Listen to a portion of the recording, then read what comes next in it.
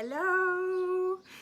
I'm just literally laughing my tits off at myself logging into this because I've just come off a call with my client group and I said to them on there, I'm determined to work outside in the evenings because I haven't got noisy neighbours or anything. Determined to work outside in the evenings now. I love the summer for that reason. But I get bit to shit by mosquitoes. Those of you that know me will know this. So I was just sat outside in our call and like exactly where I'm sat now, and I've got this with me, and it's someone recommended, a few people have recommended it to me, this Avon Skin So Soft. It's the only thing that works for me with mosquitoes. This isn't a sales pitch, by the way. I have no shares in this.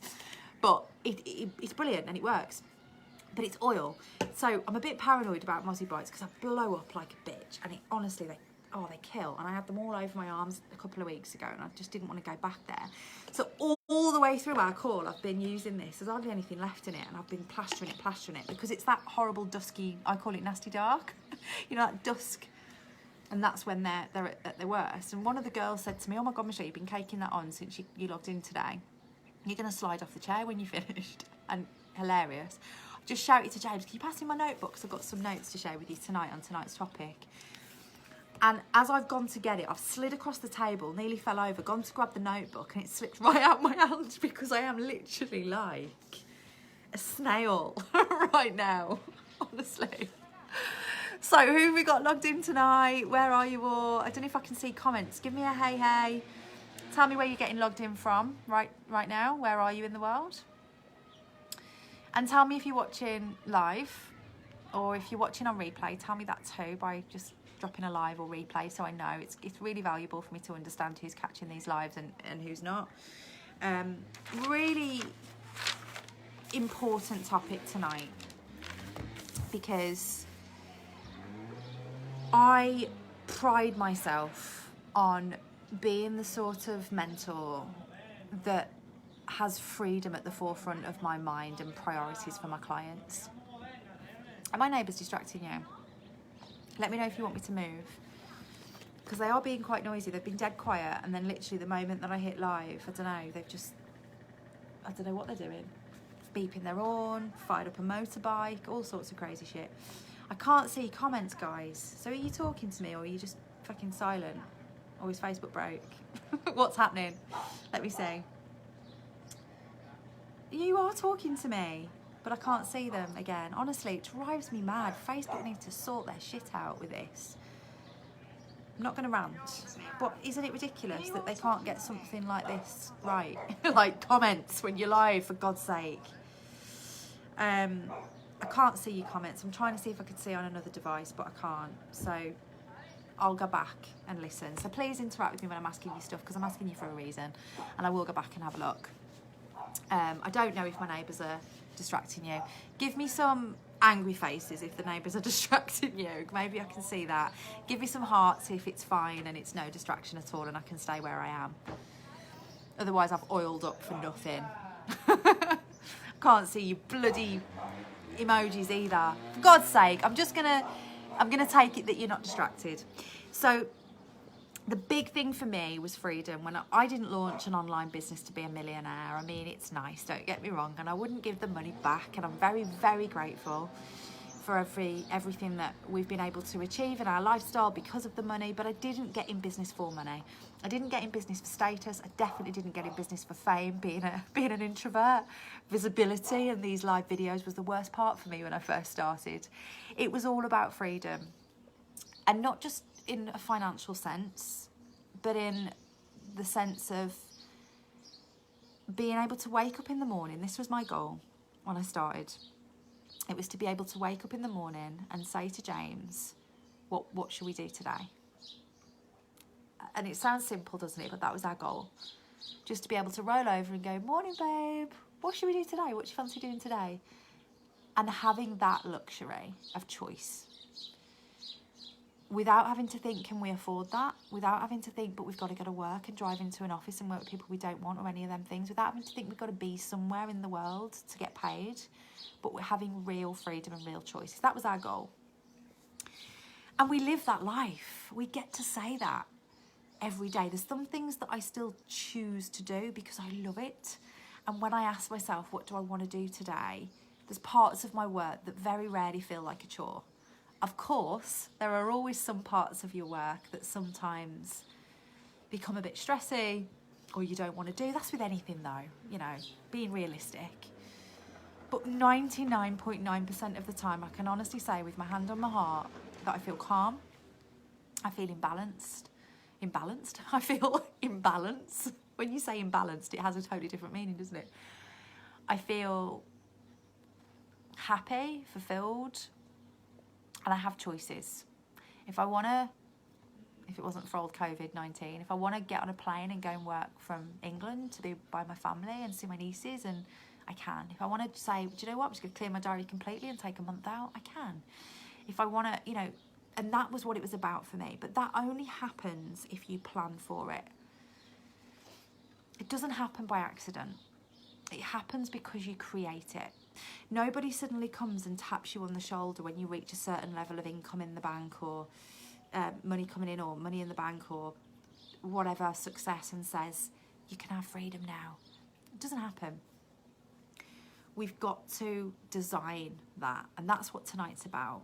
It's about being able to work far less and reduce the hours that you're working and earn more. I believe that should always be our goal. To get busier and busier and busier, for me, never felt like fun. And I was always really careful who I surrounded myself with in terms of mentors and coaches along my journey, because if I looked at them and thought, do I want to be living your life? Are you the highest expression of me when I've achieved my entire bucket list? And the answer was no. Then they probably weren't the mentor for me, or I would at least be taking some things and leaving some things on the table if I chose to learn from them, because my big priority was freedom. And I remember working with a mentor a good few years ago now, who, she was amazing, don't get me wrong, I'm not taking anything away from her. She was amazing, but she was a workaholic like me. Most high achievers are, right? And she clearly had never reined that in, and she had this big belief that she was where she was because she'd worked harder than most people would be prepared to. And she used to say it all the time. She'd stand on stage in front of thousands of people and say, be prepared to do what most people aren't so you can live a life most people never will. And that was kind of her mantra. And she had this kind of like hustle energy about her. And she was hugely inspiring, the things that she'd achieved, and a great, great woman. And she was clearly very happy with what she'd created, and that's okay for her. But for me, when I looked at her age, how long she'd been in business, her level of success, and how much she was still working, it wasn't in alignment with what I wanted for me in the future.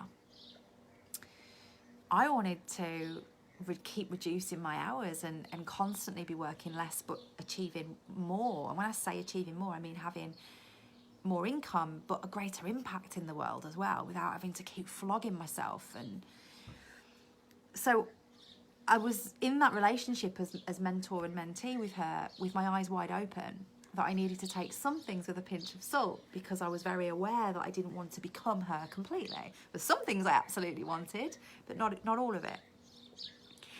So that's what tonight's about, and I want to share a few things with you on that topic, because I've known plenty of seriously wealthy women and men, actually, who had millionaire, multi-millionaire status, nice houses, nice cars, lots of money in the bank.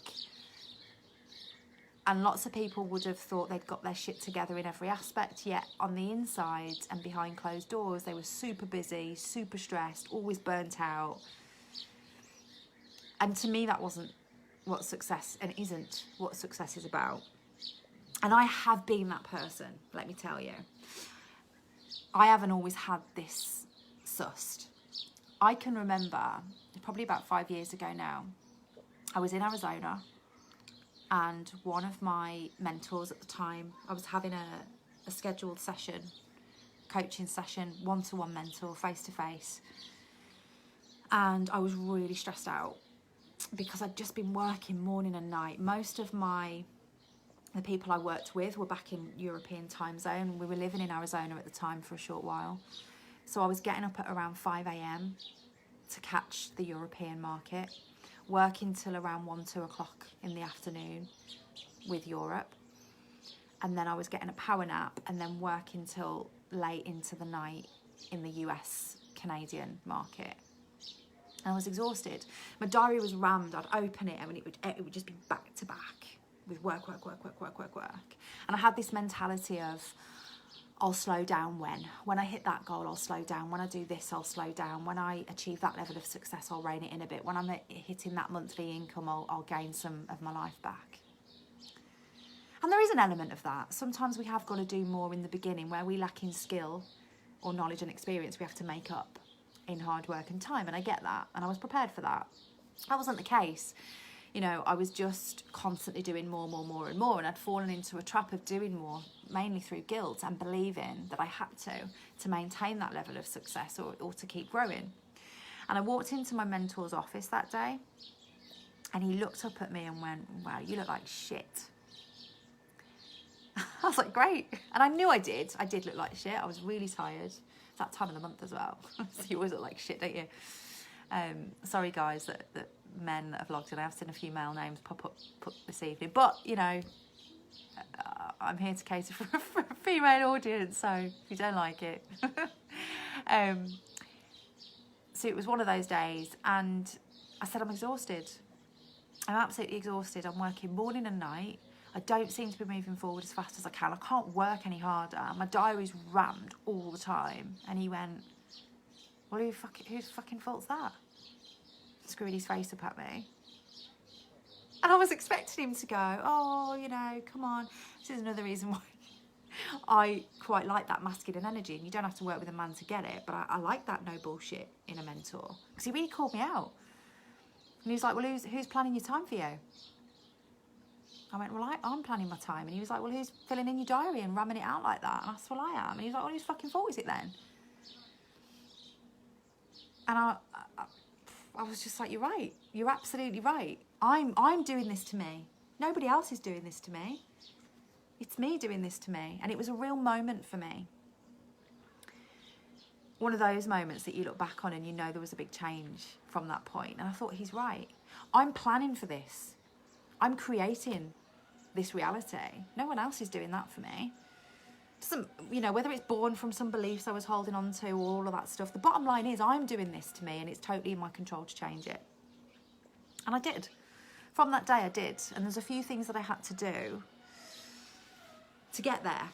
One of the big things that happened was that I realised that I was actually achieving just as much in the European market with the people that I worked with in Europe in a quarter of the time that I had before, which showed me at the same time of having this conversation, synchronicities, everything happens for a reason, but it showed me that actually it is possible because I'm still achieving all of that in Europe and I haven't got half as much time to spend on Europe as I used to have when I was in Europe. So that is actually testament to the fact that I don't need to be flogging myself hard to achieve more. I think my next level of success is doing less and working out how to be that person. And that's suddenly where my focus went, and it has been ever since. And I can honestly say that from that day, I've grown my business year on year, but I've also decreased my workload year on year. I've decreased the amount of time I spend working year on year. My workload's got smaller, I have more time off, and I'm earning more than I ever have.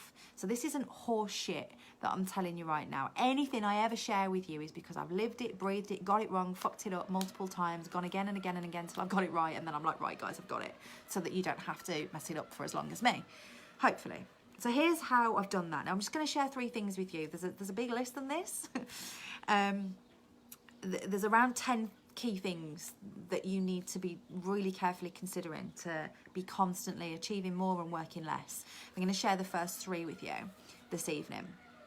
As this is a real process and something when I'm working with someone, you know, we're going through alongside the strategy, and I can't share it all with you tonight with the best will in the world, but I've picked 3 things that I think will make a big difference. So the first thing, number 1, is your business plan needs to support this. Have you even got a business plan? Let's be really honest here tonight. Let's hold our hands up. Please comment below and tell me, do you have a business plan? Number 1. And just say no business plan because, or yes, I have one, but if you don't think that it's serving your goal to do less and achieve more. Commenting below, just tell me about this, because you can have whatever you want. You can have a £1 million a year income and work 20 hours a week if there's a plan for it, a business plan. You can also work 100 hours a week and earn very little if there's no plan, because you'll just end up doing something and then you won't know whether it's working or not if there's no plan. There has to be a plan for it. One of the first things I do with my clients in step 1 of the Wealth Accelerator program, and this is a new addition to the recently updated Wealth Accelerator program, is a very detailed business plan. And it's there in black and white, and we develop it together. Because I need to know at this point, how many hours a week do you want to be working? How much do you want to be earning? Where do you want to be working from? Like, what we're designing this lifestyle. We're not just designing a business. And if the business plan doesn't support it, guess what? You're just never going to have it. So comment below and tell me about it, because honestly, business plan is like business basics 101, right? But it's something that often gets missed. And I'm not calling you an idiot if you've missed it at all. Most people miss it. And the reason most people miss it is, for some reason, with online businesses, a lot of logic goes out the window. Like, if you were setting up most traditional businesses, bricks and mortar businesses, maybe with heavy investment, 6 figures maybe investing into a bricks and mortar business, that you would need some sort of business plan to go to the bank with to get funding for that, because they just would not give you a penny if you didn't have it, because they wouldn't take you seriously, and they would say that there was failure written all over it if you didn't have that. So why would you go into business online? And I understand you might not need to go to a bank for a loan, because the level of investment online can be much smaller, your overheads are much smaller, but why would you treat your business that way? If a bank says to you, you need this, why would you not have this? It's really important that you have this. Comment, tell me if you don't have it, why you don't have it. Is it because, a lot of people say to me, I don't know how to create a business plan, what should go in there? They need the guidance, the template to fill in the blanks, which is the first thing we do. It's like just a template of fill in this, and then it guides you in that process. So okay, I can see my business is now designed, but not only is my business designed, my life's designed. You might not need help doing it, but you might just not have done it. But if you're going to do it, you're going to look at it and you're going to say, okay, is that going to give me what I want? If it's a short-term business plan, a great business plan should cover about 5 years and then come back. So 5 years, 3 years, a year, 6 months. And you're asking yourself every step of the way, is it giving me the life I want? Because it's not a question that a lot of people ask. They just start building it, head down, arse in the air. Doing a bit of this, got to post on Facebook, got to go live, got to start generating leads, got to create an offer. They start doing all these things that they've been guided to do by different bits of information they've seen out there, but they don't know how it's going to take them to the thing that they want. So they don't end up there. And that's sad, because then you can end up thinking, oh, fuck this, it's not worth it. I'm busy, I'm tired, I can't see how this is ever going to end. I don't love this process anymore. And you can easily fall out of love with the idea of your business. And it's not the business's fault, it's because you didn't have the right business plan. So that's the first thing. The second thing is staying tapped in, as I call it. And this means, this is woo-woo, but it's not called Soul-Centered Millionaire TV for nothing. Staying tapped into our soul, call it what you like. Some people call it intuition, some people call it higher self, some people call it the universe, God, it doesn't matter what you call it. There is a part of you that has infinite wisdom, infinite potential, and knows what to do.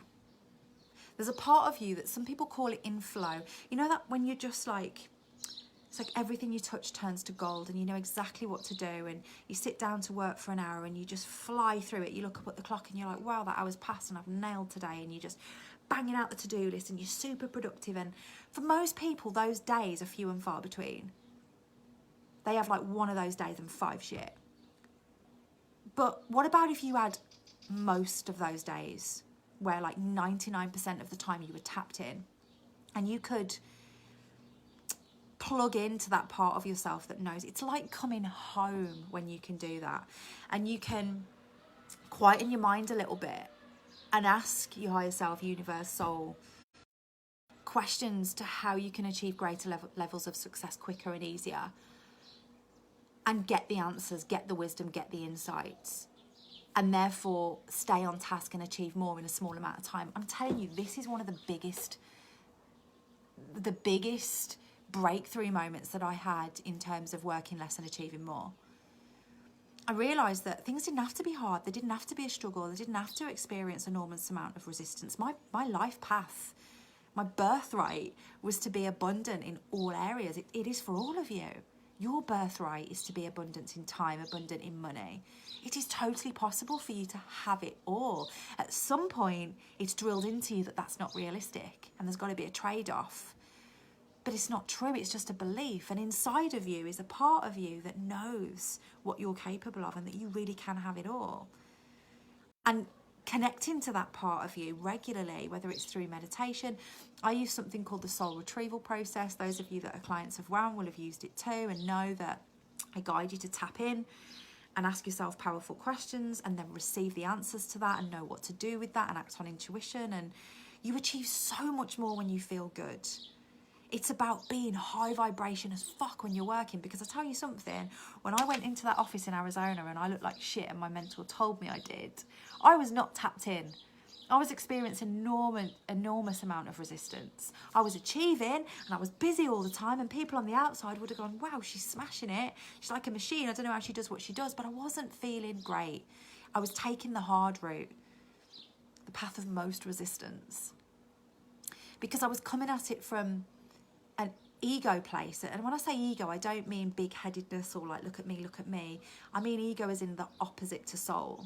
This operates at ego level. In here, I always say here, who knows where it is, but I always refer to my soul as being here by my heart. This operates on a different plane. When we work from here, everything's easy. We find the answers to questions and we get guided and inspired and everything works out for us and it feels effortless when we're working from here, and it's all masculine energy, processes only, and we need both, don't get me wrong. I speak to so many women that are all in the woo-woo and there's no processes, there's no strategies, there's nothing embedded into their business, and that fucks them up as well. But when we've got both and we've got processes and strategies, but we're working from here and we're aligned and we're high vibration, everything changes. And you can't do that exhausted. So it's imperative to take time off. When have you ever felt amazing when you're overworked and exhausted? When have you ever felt the highest vibration you could possibly feel and the most inspired and motivated when you're overworked? You don't, do you? You have those moments of inspiration and your best ideas when you're at your most relaxed, when you're in the shower and your mind's elsewhere, or when you're having a run, or you're out in nature, or you're doing something that you love, or you're laughing with your children. They're the moments where you think, oh, that's a good idea. And you're chatting with friends over a glass of wine, and that's because you're tapped into that part of yourself unconsciously, probably don't even know you're doing it. You can't give yourself that privilege, that honour of being tapped in if you're overworking and flogging yourself. If you're someone listening to this and you're like I was a few years ago, you never give yourself time off, you never give yourself a break, and it's work, work, work, work, work, all in the name of being ambitious and driven and all of the things you've been taught you should be. I'm telling you, you're missing a trick by not giving yourself some downtime, which brings me to step 3, and that is plan. When you're planning your time for your business, don't just plan time for your business, plan your life, and plan your life first and then fit your business around it. Because are you not building a business for a life? I am. The first thing that goes in my diary is my self-care stuff, my morning routines, my date nights, my massage, all the things that I do for me that keep me feeling fucking good. Because when I feel good, I can move mountains in business. If I feel shit, I can't, and I'm no good to anybody. So it's actually quite selfish to not look after you as a priority. You got to have it to give it. The same mentor that used to stand on stage that I told you about used to say, if mama ain't right, ain't no one right. And that's one of the things I learned from her. She's bang on the money. You have to have it to give it. So make sure you make room in your diary, in your life, to have it. Fill yourself up, or else you're pouring from an empty cup. So when you're planning your week, and oh my God, make sure you are planning. First of all, great, you need a good planner and you need time each week to plan.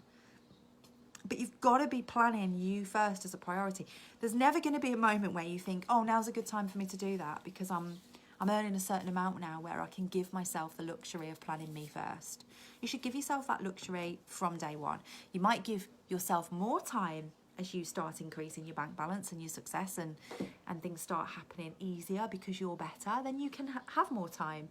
But unless you've instilled that practice of planning you first, your lifestyle first, and the things that make you feel good first, you won't do it.